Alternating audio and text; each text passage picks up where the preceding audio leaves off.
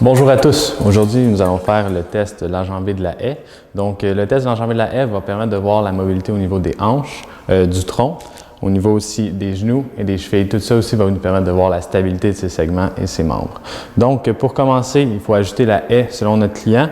Comment qu'on ajuste la haie? Donc, il faut repérer la tuberosité tibiale de notre client et l'avoir à la même hauteur que la haie.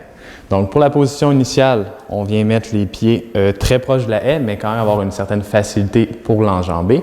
Ensuite, on prend un bâton, on vient le placer derrière le cou. Très important d'avoir les coudes dessous le bâton. Première étape ensuite, donc ça va être maintenant l'étape d'enjamber la haie. On va prendre la jambe qu'on veut regarder, on va venir faire un enjambé, déposer seulement le talon pour avoir un équilibre sur la jambe arrière et on revient tranquillement. Donc, on va répéter l'exercice pour les deux jambes. Maintenant, on va vous présenter les compensations. Commençons avec le plan frontal.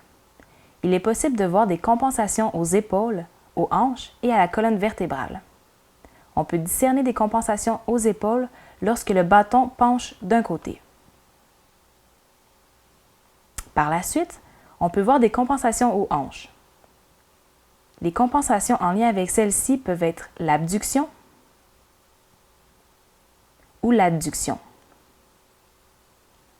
ainsi que la rotation interne ou externe de la cuisse.